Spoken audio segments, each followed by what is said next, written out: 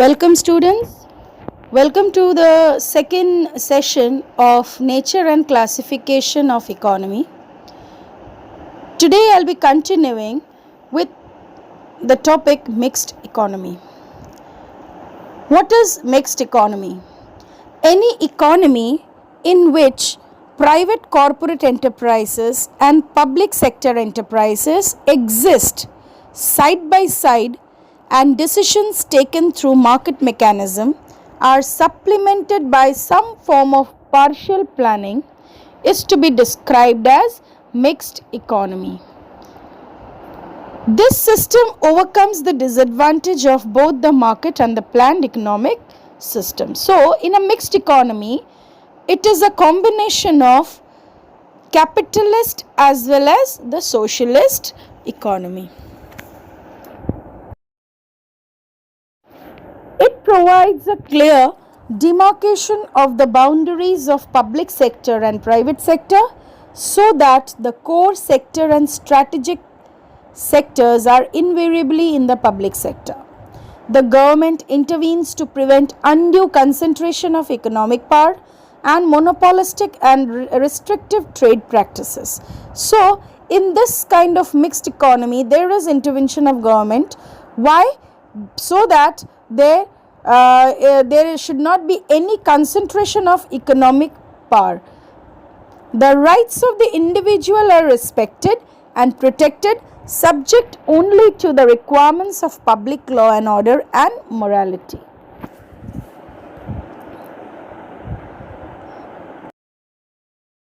Here I'll just show you some examples of mixed economy. India, Iceland, France, Cuba, Russia, Germany, South Korea and Hong Kong. These countries are basically, they are having this kind of mixed economy. So first we will know about our country India. India has this mixed economic system where private and public sector go side by side.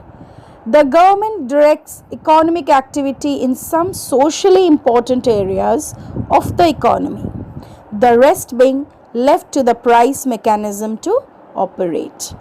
Before independence, Indian economy was a laissez-faire economy, but post-independence, she adopted the mixed economic system. What is laissez-faire economy? It's completely the capitalist economy. But as the time grew and proceeded, so India adopted the mixed economic system. Thus, it is clear from the following arguments that our economy is a mixed economy. Why? Because private and public sector, they go side by side. So, this is the key point. I come to the very essential features of mixed economy. First, resources are owned both by the government as well as private individuals, that is coexistence of the public and private sector. Second, market forces prevail but are closely monitored by the government, and monopolies may be existing but under close supervision of the government. That means there is some amount of government intervention. Next, I move on to the advantages of this kind of economy. Producers and consumers have sovereignty. That means they have the right to choose what to produce and what to consume, but production and consumption of harmful goods and services may be stopped by the government, since there is an intervention of government. As compared to market economy, a mixed economy may have less income inequality due to the role played by the government. A mixed economy represents an achievable balance between individual initiative and social goals. So, in a mixed economy, it is generally there is a balance maintained between the initiative of an individual and the society's goal or social goal. Slide is about the limitations of this kind of economy. One disadvantage of mixed economy is that they tend to lean more towards government, control and less towards individual freedoms. So in this, the disadvantage is what? That they more depend on the government control and less towards individual freedoms. Second is, while most modern form of government are consistent with some form of mixed economy, the mixed economy is most commonly associated with social democratic parties or nations run by social democratic governments.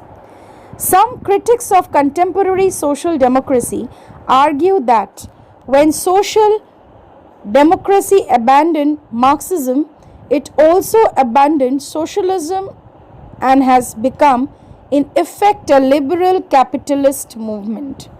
Marxian socialists argue that because social democratic programs retain the capitalist mode of production, they also retain the fundamental issue of capitalism, including cyclical fluctuation, exploitation, and alienation.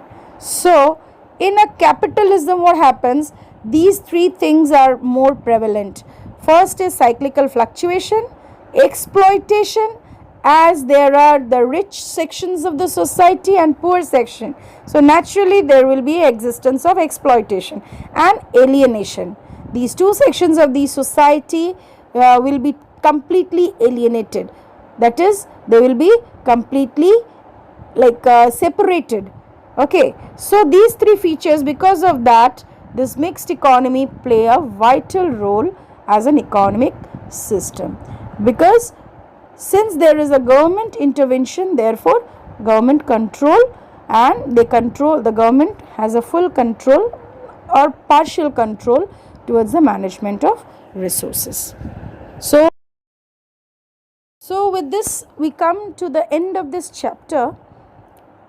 Hope that you read the chapter in detail and mark the important points and the sentences. So thank you. Have a nice day ahead.